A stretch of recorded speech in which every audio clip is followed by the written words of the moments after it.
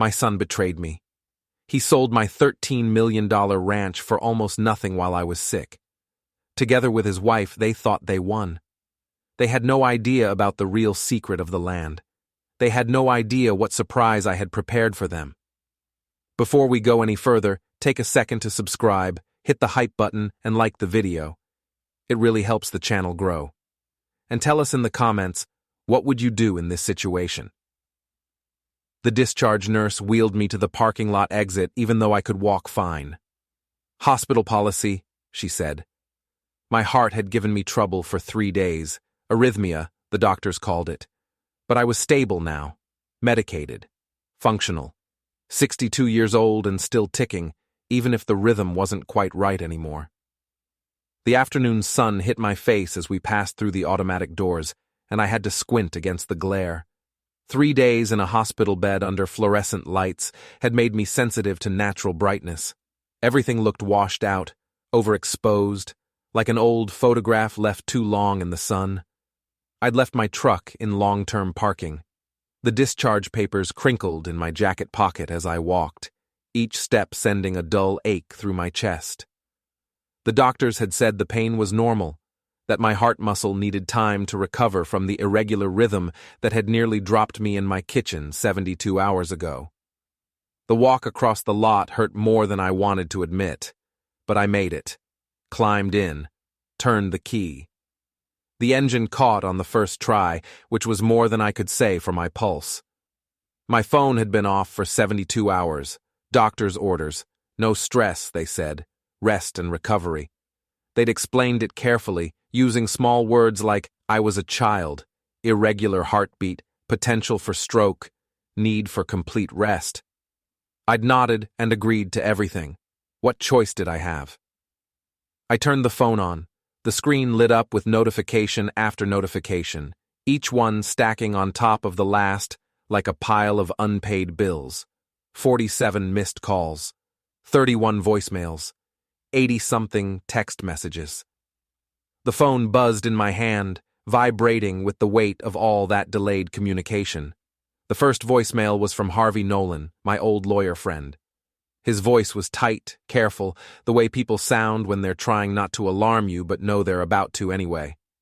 Drew, call me the second you can. Don't talk to anyone else first, just call. The second was from my neighbor, Bill Hutchins, who ran cattle on the adjacent property. Bill and I had shared fence repairs and early morning coffee for 15 years.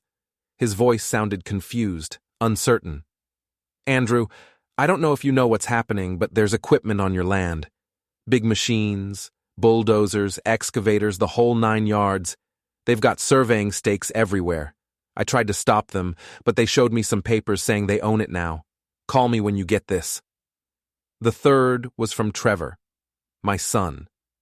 34 years old and still talking to me like I was senile, like age had turned my brain to mush, and I couldn't understand basic concepts anymore. Dad, I know you're going to be upset, but Madison and I made a decision. We're family, and family takes care of each other. The ranch was just sitting there, and you weren't getting any younger. We got a great offer, $4.2 million. That's real money, Dad. Life-changing money. You'll understand once you're feeling better. We'll talk soon. Love you. I sat in that truck for 5 full minutes, phone in my hand, staring at the windshield. A bird landed on the hood, pecked at something invisible, then flew away. The parking lot stretched out around me, full of cars belonging to people dealing with their own crises, their own moments of life falling apart in sterile hospital rooms. Then I played the next voicemail. It was Madison, my daughter-in-law. Her voice had that fake sweet tone she used when she was lying, when she wanted something, when she was performing for an invisible audience only she could see. Hi, Dad. Trevor and I are so excited about the new chapter. The sale went through yesterday, and we're already planning what to do with the money. Don't worry, we'll make sure you're taken care of. We're thinking about getting you a nice place in one of those senior communities, you know, where you can have friends your own age and activities and stuff. Won't that be great? Love you. I deleted it without listening to the end. I didn't call Harvey back, not yet. Instead, I drove home. Not to the ranch. I didn't live there anymore. I'd moved into a small house in town 5 years ago after my wife passed. After 37 years of marriage, the silence of that big ranch house had been too much. Every room echoed with her absence. So I'd bought a modest place in Steamboat Springs, close to the grocery store and the pharmacy, and all the other conveniences that mattered when you were 62 and alone. The ranch was supposed to be Trevor's inheritance, eventually.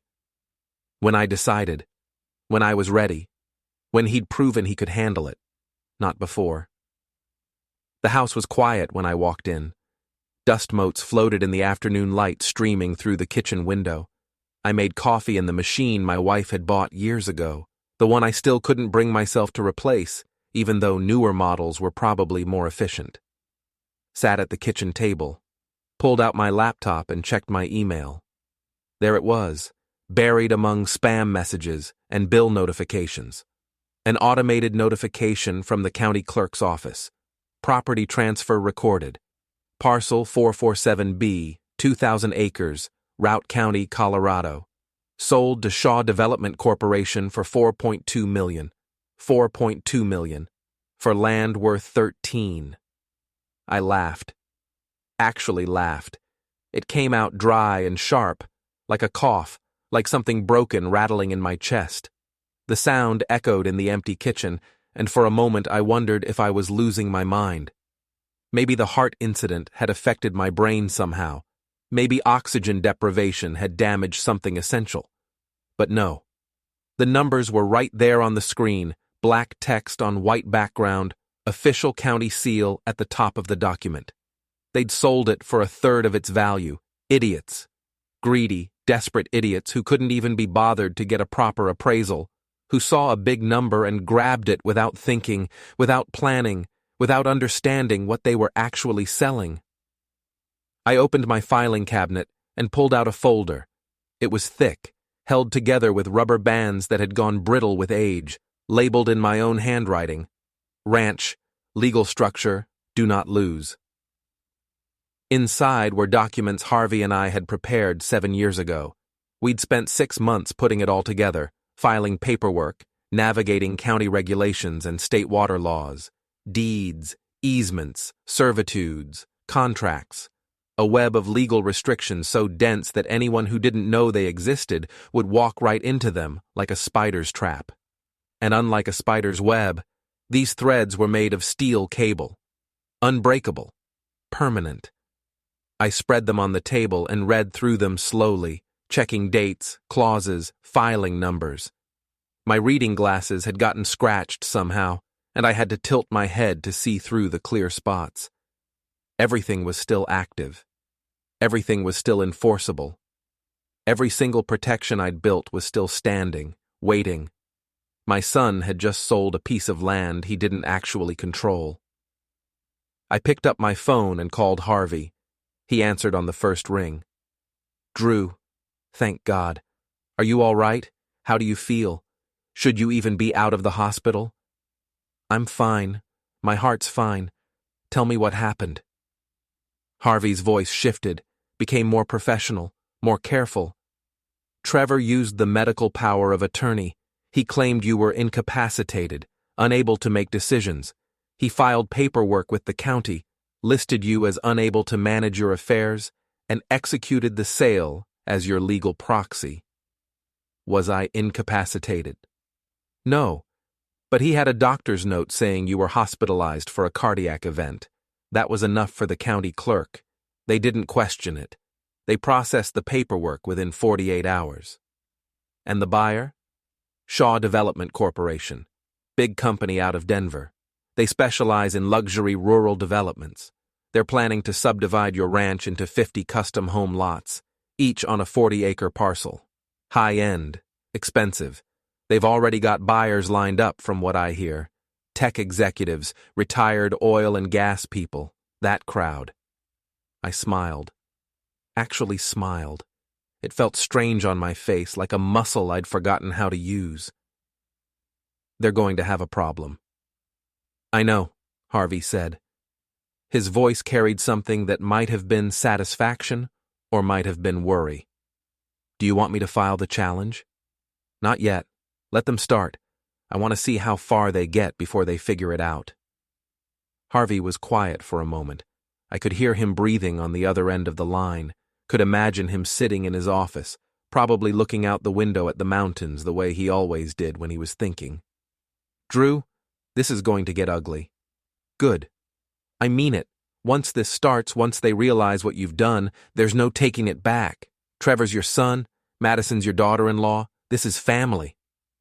They stopped being family when they forged medical documents and stole my land. Legally, it wasn't theft. He had power of attorney. Then legally, I'm going to crush them. Harvey sighed. All right, but I want it on record that I advised caution. Noted. I hung up and sat there for a long time, staring at the documents spread across my kitchen table. The coffee had gone cold in the cup, and outside the window, the sun was starting to sink toward the mountains.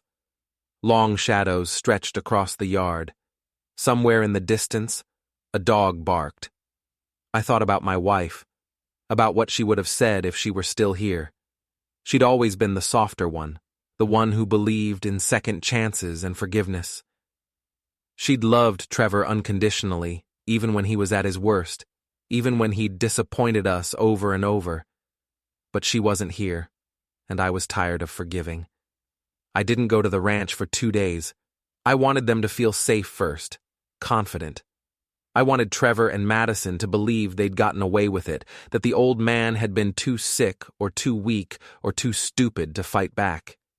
Instead, I sat at home and planned. I reviewed every document in that folder twice, then 3 times, checking for weaknesses, looking for gaps in the legal structure Harvey and I had built. There were none. Harvey had been thorough. We'd built the structure carefully, layering protections on top of protections, hiding them in plain sight among standard property filings that any competent title search should have found. Should have, but didn't. The key was the water. Colorado is a prior appropriation state, which means water rights work differently here than in most of the country. It's not about who owns the land, it's about who claimed the water first. First in time, first in right. The person who files first gets priority, and everyone else has to wait their turn.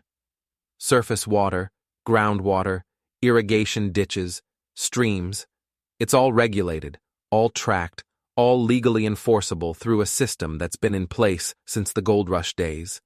7 years ago, I'd filed a water servitude on the ranch. It gave me, personally, not the landowner, but me, Andrew Callahan, individually, perpetual access to the spring-fed creek that ran through the northern section of the property.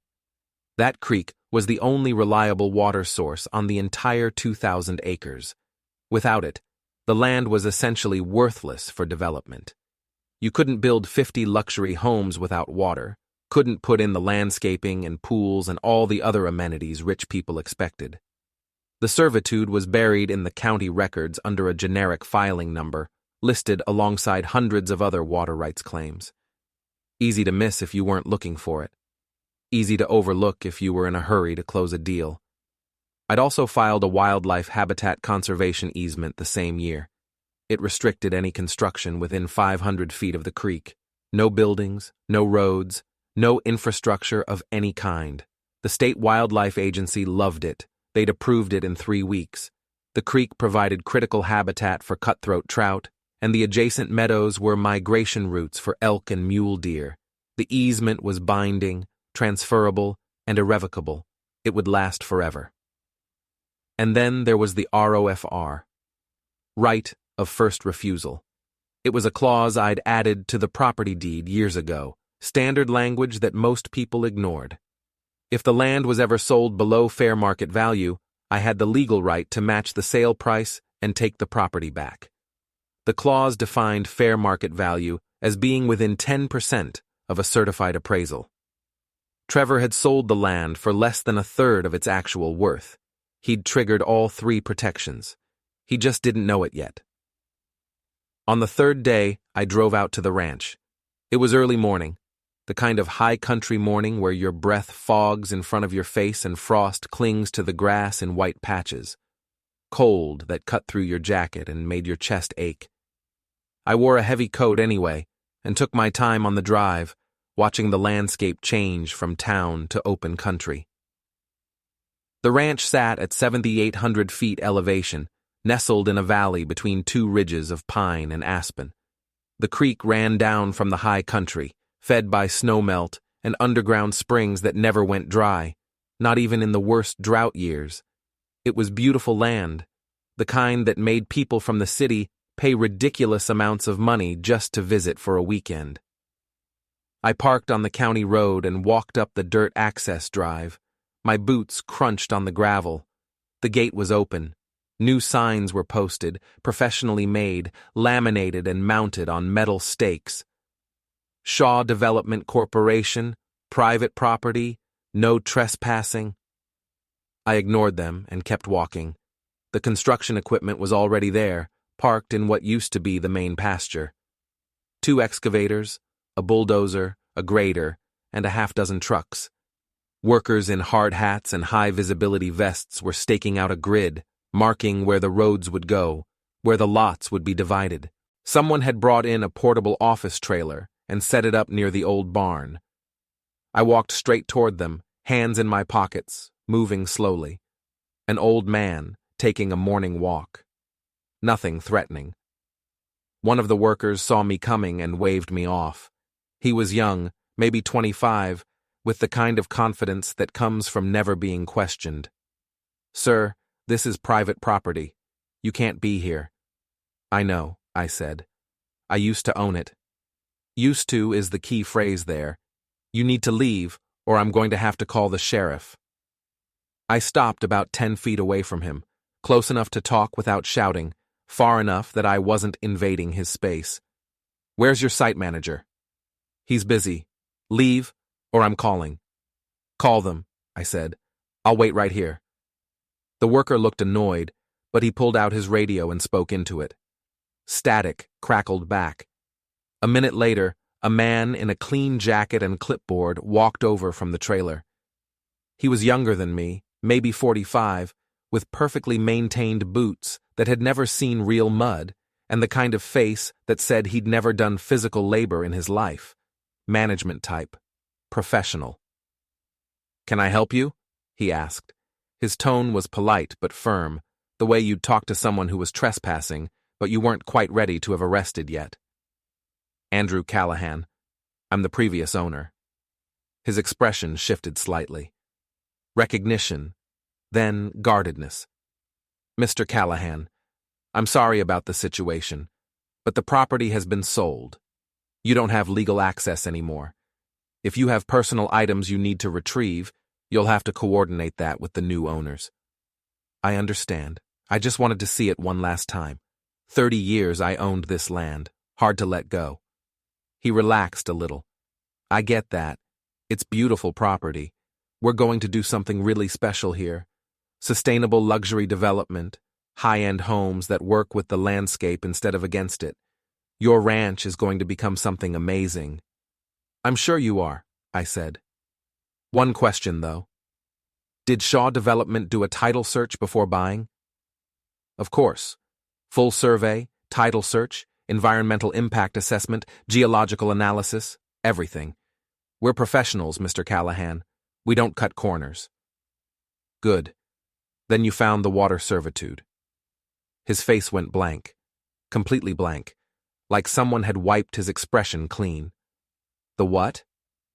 I smiled. It wasn't a kind smile. It was the smile of someone who's been waiting 7 years for this exact moment. "Check your paperwork. You'll want to call your lawyers, today." I turned and walked back to my truck, taking my time, not hurrying. Behind me, I heard him shouting into his radio, his voice rising with each word. By the time I reached the county road, there were 3 more people gathered around him, all of them talking at once. I drove home and made lunch. Turkey sandwich, glass of water, bowl of soup. Then I sat down and waited for the phone to ring. They shut down construction the next day. I drove past the ranch in the afternoon and saw the equipment sitting idle, the workers standing around in small groups, talking on phones. The site manager was in the trailer with the door closed. Through the window, I could see him gesturing angrily at someone on a video call. Harvey called me at 4 o'clock. Shaw's legal team contacted me. They want a meeting, tomorrow if possible. With me? With anyone who can explain what the hell a water servitude is and why it wasn't disclosed in the sale. Their words, not mine. It was disclosed, I said. It's in the county records, public information, filed 7 years ago. They just didn't look carefully enough. They're furious. They're talking about suing Trevor for non-disclosure, fraud, breach of contract, the whole works. Let them. Harvey paused. Drew, you know what's going to happen to Trevor if they sue, right? He doesn't have the money to fight it. He doesn't have the money to pay a judgment. They'll take everything. That's the idea. He's your son. He stopped being my son when he sold my land without permission. He had power of attorney, which he obtained through fraud. I wasn't incapacitated. I had a heart arrhythmia. I was conscious, coherent, and capable of making decisions. He lied to the hospital, lied to the county, and lied to Shaw Development. Now he gets to live with the consequences. Harvey was quiet for a moment. All right. The meeting's tomorrow at 2 o'clock. My office. Bring the documentation. I brought everything. The original filings, the water rights certificates, the conservation easement approval from the State Wildlife Agency, the correspondence with county officials. I put it all in a leather portfolio that my wife had given me 20 years ago, back when I was still working as an engineer and needed to look professional for client meetings. The meeting happened at Harvey's office in downtown Steamboat Springs. His practice occupied the second floor of an old brick building that had been renovated to look historic while having modern amenities. The conference room had a long wooden table, leather chairs, and windows that looked out over the Yampa River. Shaw Development sent 4 people, 2 lawyers in expensive suits, a woman who introduced herself as their chief financial officer, and Gregory Shaw himself. He was a big man, tall and broad-shouldered, expensively dressed in that casual way rich people have where everything looks simple but costs more than a used car. He had the kind of confidence that came from never losing, from always being the smartest person in the room, from having enough money to make problems disappear. That confidence lasted about 10 minutes. Harvey laid out the water servitude first. He set the documents on the table, spreading them out so everyone could see. The filing date, the legal description, the state water court approval, the recorded deed notation. Mr. Callahan filed this water servitude 7 years ago, Harvey said. His voice was calm, professional, but I could hear the satisfaction underneath. It grants him, personally, not the property owner, but Andrew Callahan as an individual, perpetual access to the spring-fed creek that runs through the northern section of the property. He can divert up to 15 cubic feet per second at any time, for any purpose, with priority over all other water rights on the property. Shaw leaned forward. He'd been sitting back in his chair, but now he was engaged, focused. So we can't use the creek? You can use whatever remains after Mr. Callahan exercises his rights. But given the flow rate of that creek, especially during summer and fall, there won't be much left. Certainly not enough to support 50 residential lots with landscaping, pools, and domestic use. One of the lawyers spoke up. He was younger than Harvey, maybe 40, with rimless glasses and a way of talking that suggested he'd never lost an argument in his life. What about wells? We can drill wells. Groundwater isn't subject to surface water servitudes. Harvey smiled. He'd been expecting that question. You can try, but the groundwater in that area is minimal. The geological survey will confirm that. The aquifer is shallow and limited. The creek exists because of surface springs, not deep groundwater. You might get enough water for domestic use in a few houses, but not 50. And certainly not with the kind of luxury amenities your marketing materials promise. The CFO was typing on a laptop, pulling up documents. This should have been disclosed in the title search. Our title company guaranteed clear title. The servitude was disclosed, Harvey said. It's in the county records. Your title company should have found it. If they didn't, that's between you and them. Shaw's face had gone red. Not embarrassed red. Angry red. This is fraud. Callahan's son sold us unusable land. He represented the property as developable. He provided financial projections. He showed us preliminary plans. Everything indicated this was prime development land. That's between you and Trevor Callahan, Harvey said. My client has no contractual relationship with you. His only relationship is with the property itself, through properly filed and recorded easements. We paid $4.2 million for worthless land. Then you should have done better due diligence. Shaw stood up suddenly, his chair scraping against the floor. We'll sue. We'll sue everyone. Callahan, his son, the title company, everyone involved in this transaction. You're welcome to try, I said. I'd been sitting quietly in the corner, letting Harvey do the talking. Now I stood up too, taking my time, making sure Shaw was looking at me. But before you do, you should know there's more. The room went very quiet. More? Shaw's voice was tight. Conservation easement. Wildlife habitat protection. Filed with the state 6 months after the water servitude. It restricts construction within 500 feet of any water source on the property. That includes your creek, no buildings, no roads, no septic systems, no infrastructure of any kind. Shaw turned to his lawyers. They were already on their laptops, pulling up county records, fingers moving fast across keyboards. He's right, one of them said quietly. It's here, filed and recorded, state agency approval, permanent restriction. Shaw's face went from red to white. You did this deliberately. You sabotaged your own land. I protected it, I said. There's a difference.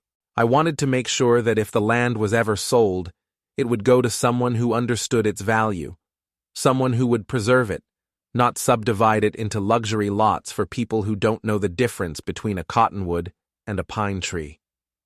Your son sold it to us. My son is an idiot who didn't read the documents before signing them. That's not my problem. That's yours.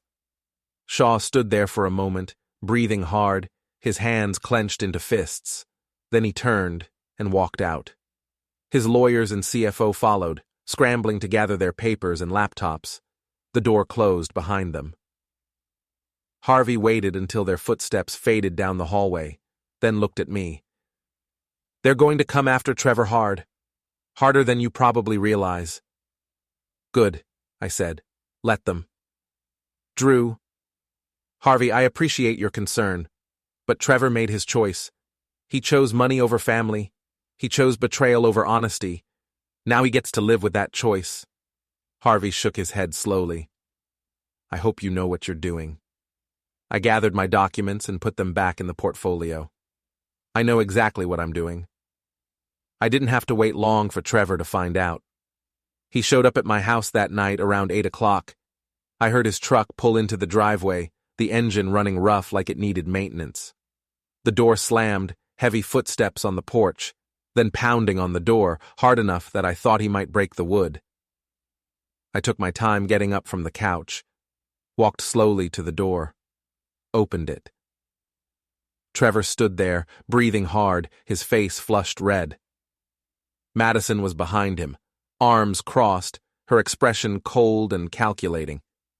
She was wearing expensive workout clothes, the kind people wore to look athletic without actually exercising. Her hair was pulled back in a perfect ponytail. Even in crisis, she had to maintain the image. What did you do? Trevor said. His voice was loud, aggressive, but underneath I could hear something else. Fear. Hello, son. Madison. Come in.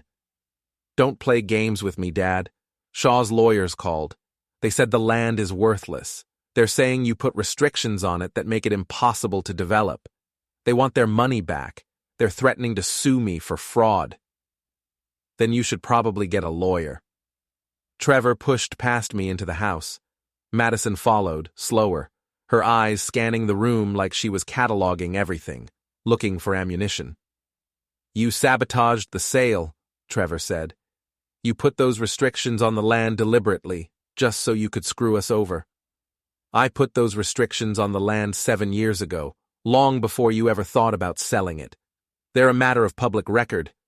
Anyone doing proper due diligence would have found them. You knew I wouldn't check.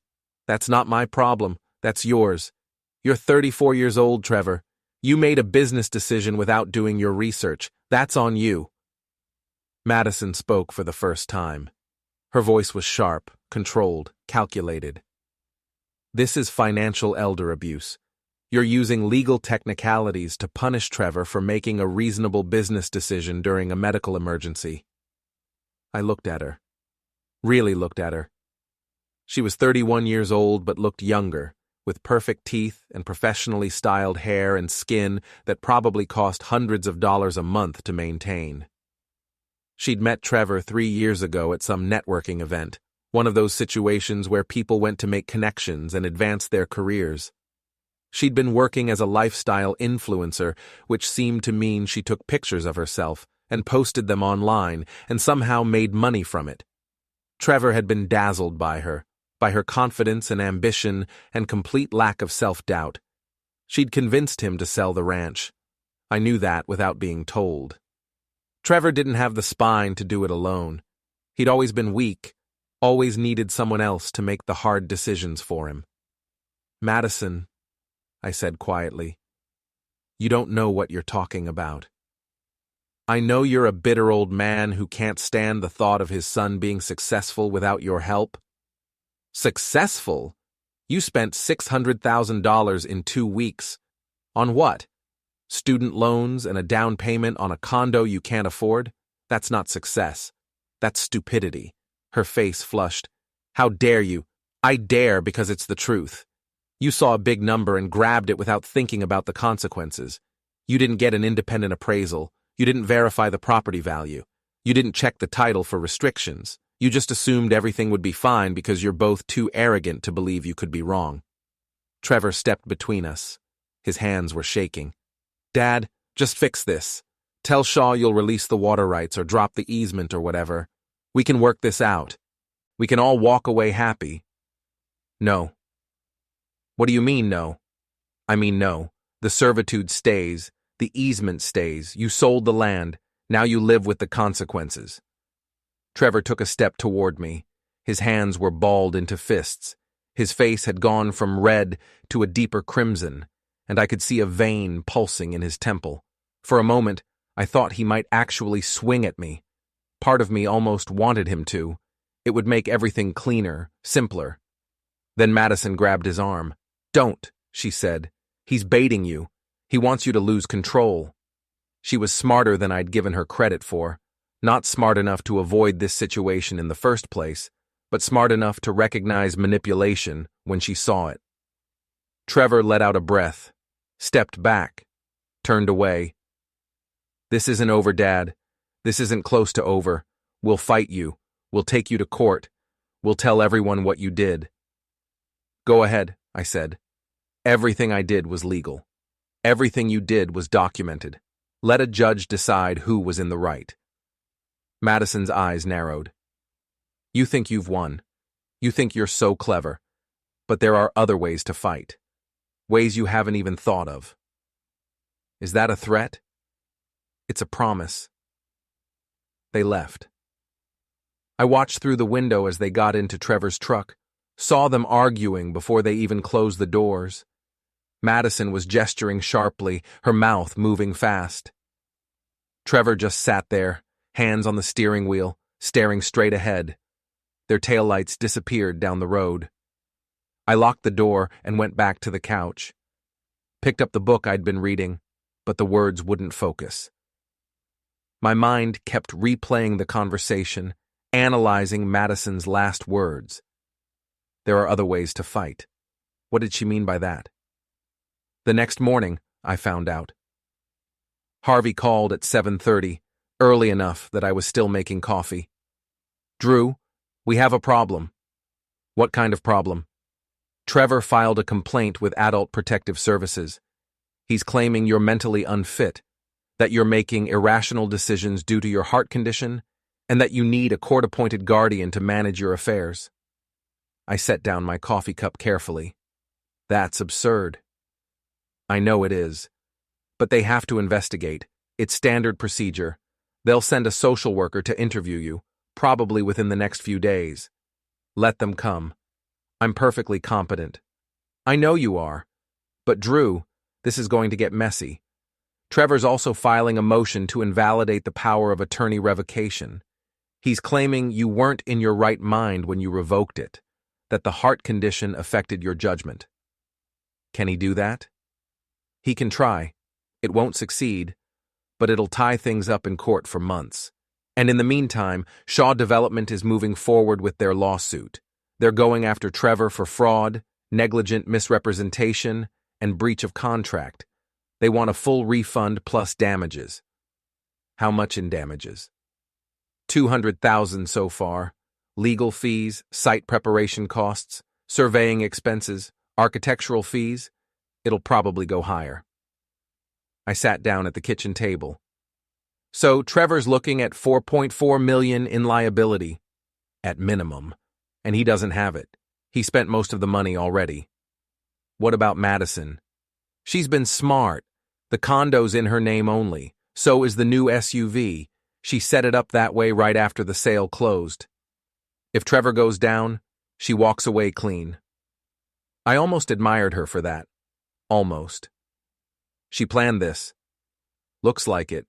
Or at least she hedged her bets. After Harvey hung up, I sat there for a long time, thinking. Madison wasn't just smart. She was calculating. She'd convinced Trevor to sell the ranch, taken her cut, protected her assets, and now she was positioning herself to escape the consequences. Trevor was going to be destroyed, and she was going to walk away without a scratch, unless I changed the plan. The Adult Protective Services investigator came 3 days later. Her name was Jennifer Rodriguez, and she was younger than I expected, maybe 35, with tired eyes and a professional smile that didn't reach them. We sat in my living room. She had a clipboard and a list of questions. Mr. Callahan, I'm here to follow up on a concern that was raised about your welfare. This is just a routine investigation. Nothing to worry about. I'm not worried. Good. Can you tell me about your recent hospitalization? I explained the heart arrhythmia, the 3 days in the hospital, the medications I was taking now. She took notes, asked follow-up questions about my daily routine, my ability to manage finances, my social connections. Do you feel like you're able to make important decisions on your own? She asked. Yes. Has anyone been pressuring you to make decisions you're not comfortable with? My son pressured me to let him sell my land while I was sick. I revoked his power of attorney as soon as I found out. She wrote something down. And do you feel that decision was made rationally? Completely rationally. He committed fraud. He claimed I was incapacitated when I wasn't. He sold property without my knowledge or consent. Revoking his authority was the only logical response. I see. And are you experiencing any confusion, memory problems, or difficulty with daily tasks? No. She asked more questions, standard assessment things. Could I manage my medications? Yes. Could I balance my checkbook? Yes. Did I have support systems in place? Yes. Friends, neighbors, my lawyer. After 45 minutes, she closed her notebook. Mr. Callahan, I don't see any indication that you need protective services. You're clearly competent and capable of managing your own affairs. I'll file my report with the court. Thank you. She paused at the door. For what it's worth, family situations like this are always difficult. I'm sorry you're going through it. So am I. After she left, I called Harvey and told him, the APS investigation is closed. I'm officially competent. Good. That shuts down Trevor's guardian motion. But Drew, Shaw's lawsuit is still in progress. They've submitted a formal complaint, and Trevor will have to reply within 30 days. Let me know when he does. Trevor didn't respond within 30 days. He didn't respond within 40 days. On day 45, the court entered a default judgment against him. Shaw Development was awarded $4.2 million plus $287,000 in damages and costs. Trevor didn't have $4.5 million. He didn't have $500,000. According to Harvey, he had about $3.6 million left after Madison's spending spree and their own expenses. Shaw's lawyers immediately moved to collect. They filed liens against Trevor's bank accounts, his investments, his truck. They froze everything. And then I made my move. I called Ellen Torres, the appraiser I'd used before. I need a rush appraisal on the ranch. Full report certified within 1 week. That's fast, Drew. I know. Can you do it? For you? Yes. What's this for? I'm taking my land back. Ellen delivered the appraisal 6 days later. It was comprehensive, professionally formatted, backed by recent comparable sales from across the county. Her conclusion, fair market value of the ranch, even with the water servitude and conservation easement fully disclosed and factored in, was $12.8 million. The gap between that and Trevor's sale price was $8.6 million, more than enough to trigger the ROFR clause buried in the property deed. Harvey reviewed the appraisal and nodded. This is solid work. Ellen's one of the best in the state. Shaw won't be able to challenge this. Draft the notification. He did. It was surprisingly simple, just a formal statement of my intent to exercise the right of first refusal, backed by Ellen's appraisal and the original deed language that Trevor had never bothered to read. Once I file this, Harvey said, Shaw has 10 days to respond. If they accept, you pay them $4.2 million and the property transfers back to you. If they contest, it goes to court, but you'll win. What happens to Trevor? Shaw's already got a judgment against him. If you take the property back under ROFR, Trevor won't have anything left to give them. They'll have a piece of paper saying he owes them millions, but no way to collect it. He'll be ruined. Completely. I signed the notification. Harvey filed it that afternoon with the county clerk. Trevor found out within 24 hours. He didn't come to my house this time. Instead, he called, his voice shaking. Dad, what are you doing? I'm exercising my legal rights. You're taking the ranch back after everything? After you tried to steal it from me? Yes. I didn't steal it. I sold it to help us, to help the family. You sold it to help yourself, and now you're going to pay for that decision. Shaw's already taken everything. My accounts are frozen. I can't access my own money. And now you're taking the land too? I'm taking back what was always mine. He was quiet for a moment. Then his voice changed, became smaller. Dad, please, I'm begging you. Don't do this. I made a mistake. I know I did. But I'm your son. You can't just destroy me. Watch me. I hung up. The phone rang again immediately. I didn't answer. It rang 6 more times over the next hour. On the 7th call, I turned it off. 2 days later, Madison showed up at my house, alone this time. She knocked softly, almost politely. I opened the door. Mr. Callahan, can we talk? Just you and me? About what? About ending this. About finding a solution that works for everyone. I stepped back and let her in. She sat on the couch, her posture perfect, her hands folded in her lap. The performance of a reasonable person. Trevor's falling apart, she said. He's not sleeping, barely eating. He's talking about running away, just disappearing. I don't think he can handle much more of this. That's not my concern. But it should be. He's your son. He stopped being my son when he betrayed me. Madison leaned forward slightly. What if I could give you something better than revenge? What if I could make this right? How? Let me sell the condo. Let me liquidate our remaining assets. I'll give you every dollar, everything we have left, and in exchange, you back off. You tell Shaw to settle. I don't control Shaw, but you have influence. If you tell them you're satisfied, they'll take less. Maybe $2 million instead of $4 million. Trevor could survive that. Why would I do that? Her voice hardened slightly. Because if you don't, Trevor's going to do something extreme, and you'll have to live with that. I studied her carefully. Are you threatening me? I'm telling you the truth. He's not stable.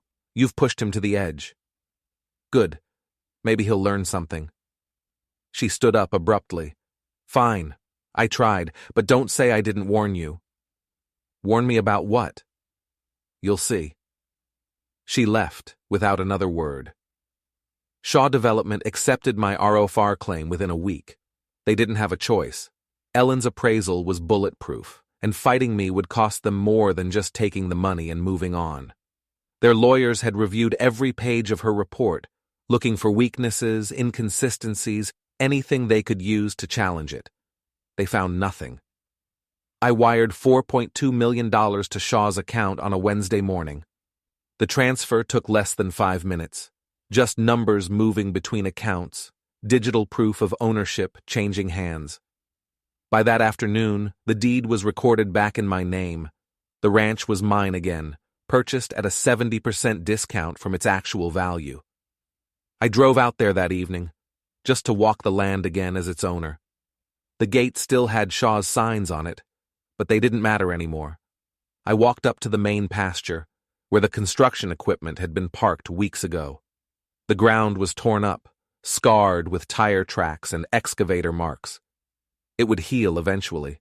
Grass would grow back. The land would recover.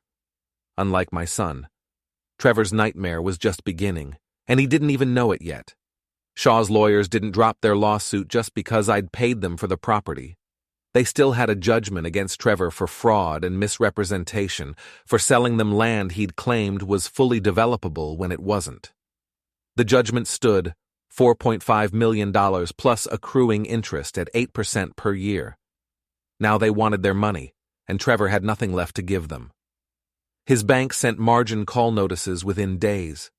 He'd taken out a securities-backed line of credit 18 months ago, using some stock he'd inherited from my wife's family as collateral. The loan agreement had a clause that triggered automatic liquidation if his credit score dropped below a certain threshold. Shaw's judgment had tanked his credit score overnight. The bank sold his stock at market price, which happened to be down 15% from when he'd borrowed against it. The proceeds weren't enough to cover the loan. Now, he owed the bank too. His brokerage account was next.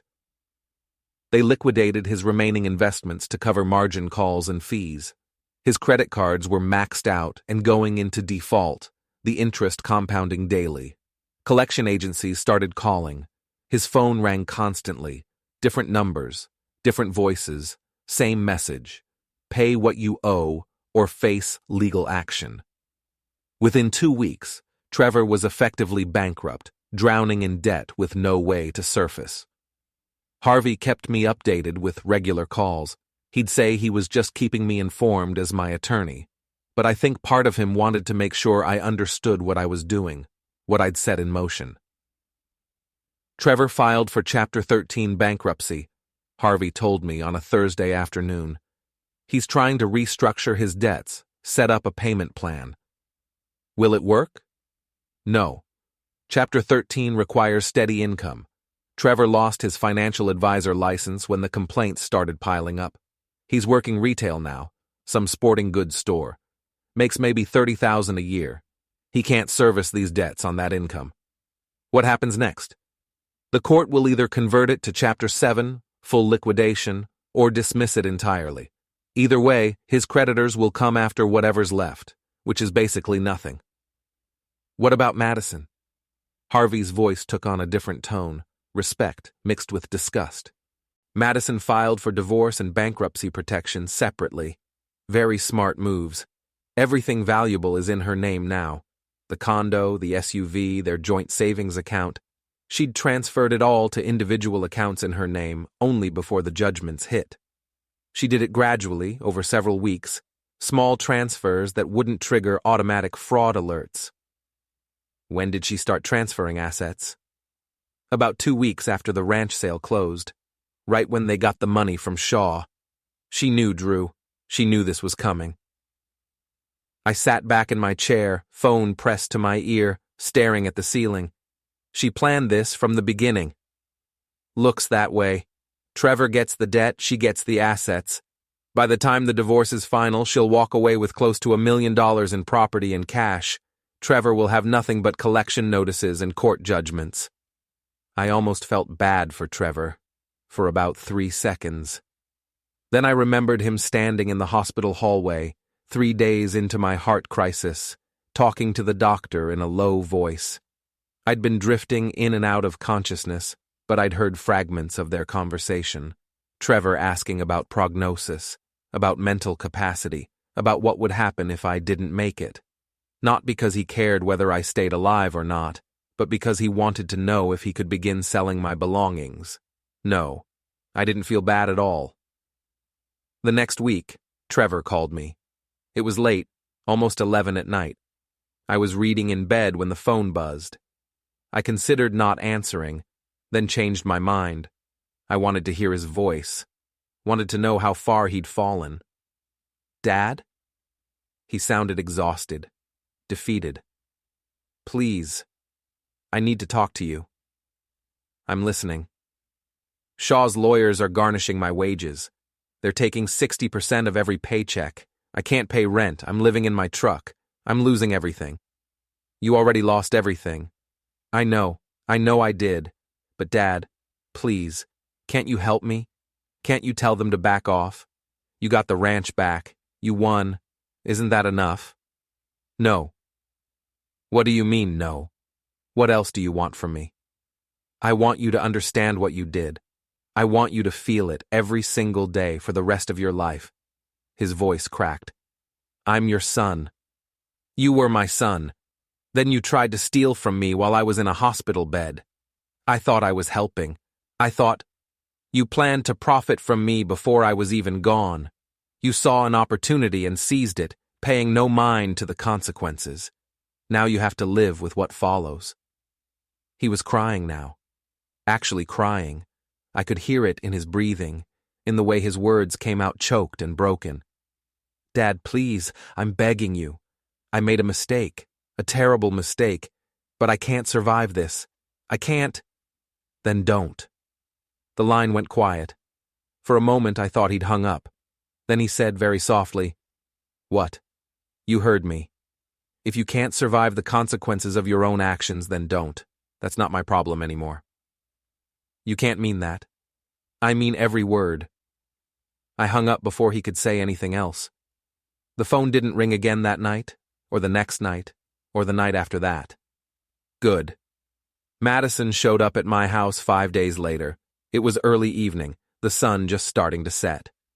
She knocked softly, almost politely, a stark contrast to the last time she'd been here, when she'd practically forced her way inside. I opened the door and found her standing on my porch, dressed in expensive casual clothes that probably cost more than most people's monthly rent. Her hair was perfect, her makeup flawless. Even in crisis, she had to maintain the image. Mr. Callahan, can we talk? Just you and me? About what? About ending this. About finding a solution that works for everyone. I studied her for a moment. She looked calm, composed, but I could see tension in her shoulders, in the way she held her hands clasped in front of her. She was nervous. Good. I stepped back and let her in. She sat on the couch, her posture perfect, her hands folded in her lap. The performance of a reasonable person trying to have a reasonable conversation. Trevor's falling apart, she said without preamble. He's not sleeping. He's barely eating. He's living in his truck because he can't afford rent anymore. I'm worried about him. Genuinely worried. You're divorcing him. I know. I have to. I can't go down with him. But that doesn't mean I want to see him destroyed. Then you should have thought about that before you convinced him to sell my ranch. Her expression flickered, just for a second, revealing something cold underneath the concerned facade. I didn't force him to do anything. Trevor made his own choices. Did he? Or did you push him into it, knowing exactly what would happen? I don't know what you mean. Yes, you do.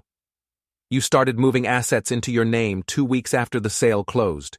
You set up separate accounts, transferred money gradually, protected yourself. You knew this was coming. She was quiet for a moment, recalculating. Then she leaned forward slightly, her voice taking on a different tone, harder, more direct. All right, fine. Yes, I protected myself. Yes, I saw the writing on the wall and made sure I wouldn't go down with Trevor. That's not a crime. That's smart planning. It's betrayal. It's survival. Trevor made a catastrophic business decision. I'm not going to pay for his mistakes for the rest of my life. So you're here to negotiate, to make some kind of deal that lets you keep your $1 million while Trevor drowns in debt. I'm here to offer you something better than revenge, she said. What if I could make this right? What if I could give you something that actually has value? Like what? Let me sell the condo. Let me liquidate our remaining joint assets. I'll give you every dollar, $200,000, maybe more, and in exchange, you tell Shaw to back off Trevor. You tell them to settle for less. I don't control Shaw. But you have influence. You paid them $4 million. They respect you. If you tell them you're satisfied, that you think Trevor's been punished enough, they'll take less. Maybe $2 million instead of 4.5. Trevor could survive that. He could work out a payment plan, rebuild his life. Why would I do that? Her voice hardened, losing the last pretense of friendliness. Because if you don't, Trevor's going to do something extreme, and you'll have to live with that. I stood up slowly, walked to the window, looked out at the street. Are you threatening me, Madison? I'm telling you the truth. He's not stable anymore. You've pushed him past his breaking point. He's talking about running away, disappearing, just leaving everything behind. Or worse. Or worse, meaning what? Meaning I don't know what he's capable of anymore. He's desperate. Desperate people do desperate things. I turned back to face her. So you're saying if I don't help Trevor, he might hurt himself, and that would be my fault. I'm saying you should think about what you're doing, about how far you're willing to push this. I've thought about it plenty. My answer is no. She stood up abruptly, her composure cracking. You're a monster. You know that? Your own son is living in his truck, eating once a day, working a minimum wage job to pay debts he'll never escape, and you don't care at all. He did this to himself. You set him up. You built this trap years ago and waited for him to walk into it. I protected my property. Trevor chose to betray me. Everything that happened after that is on him. Madison's hands were shaking now, her perfect facade completely gone. Fine. You want to play it this way? Fine. But don't say I didn't warn you. Don't say I didn't try to stop what's coming. What's coming, Madison? You'll see. She walked to the door, yanked it open, then stopped and looked back at me. You think you've won. You think you've destroyed us both. But there are still moves left to make, still ways to fight back. Go ahead and try. She left, slamming the door behind her hard enough to rattle the windows. I stood there for a long moment, thinking about her threat. What moves could she possibly have left? She'd already protected her assets, already divorced Trevor, already positioned herself to walk away clean. What else could she do? I found out 3 days later. Madison filed for divorce 4 days later. The papers arrived at Trevor's apartment by courier. Harvey sent me a copy. She's taking everything, he said. The condo, the SUV, the remaining bank accounts. She's even claiming Trevor's debt is his sole responsibility because he made the decision to sell without consulting her. Can she do that? She's trying. She's got a good lawyer. They're arguing that Trevor acted independently, that Madison wasn't involved in the property transaction, and therefore shouldn't be liable for the consequences. That's a lie. She pushed him to sell. Proving it is another matter. Unless Trevor testifies against her, and he won't. Why not? Because he still loves her, or thinks he does. I sat back in my chair. Madison was smarter than I'd realized. She'd gotten her money out, protected her assets, and now she was cutting Trevor loose before he dragged her down with him. Trevor tried to stop the divorce, according to Harvey. He filed a counter motion, claiming they should divide the debts equally, that Madison had benefited from the sale proceeds and should share the liability. It didn't work. The court ruled in Madison's favor. The condo and SUV remained in her name. Trevor got the debt. 2 weeks after that, Trevor tried one last desperate move. I was driving home from the grocery store when I noticed his truck following me. Same pattern as before, staying 3 car lengths back, matching my speed exactly. I was on a rural highway, mostly empty, late afternoon sun casting long shadows. I decided to see what he'd do. I pulled onto the shoulder and stopped. Trevor pulled up behind me and got out. He walked toward my truck slowly, hands visible, face exhausted. When he got close, I rolled down the window. "What do you want, Trevor?" "I need you to stop this.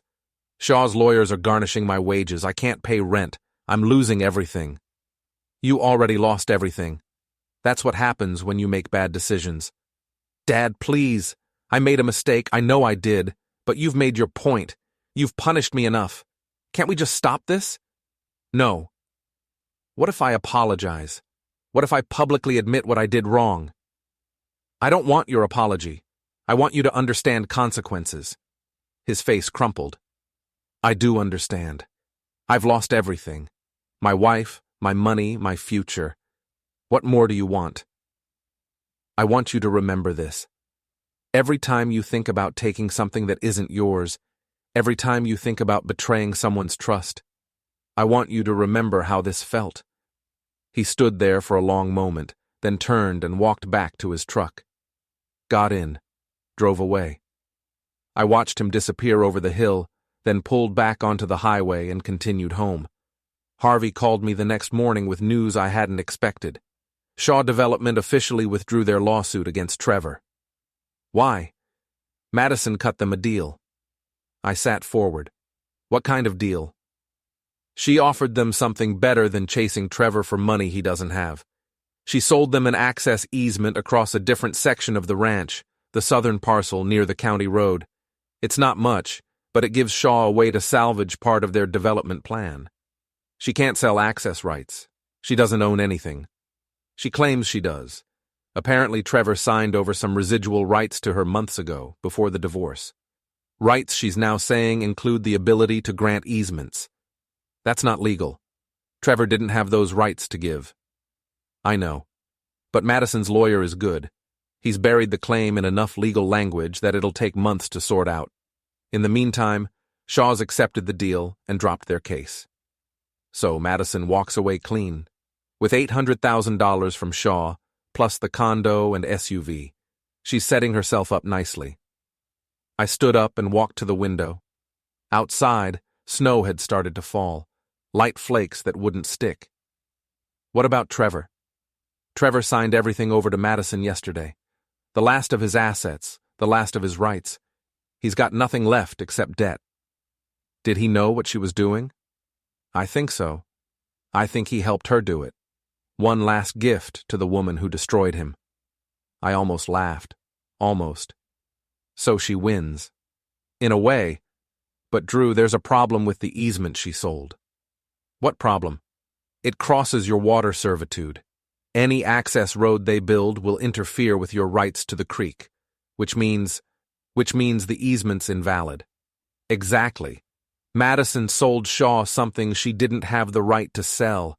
She committed the exact same fraud Trevor did." I smiled.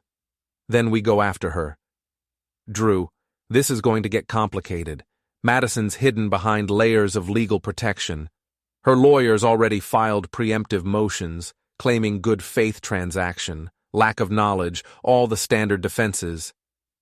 Find a way. I want her to pay for what she did."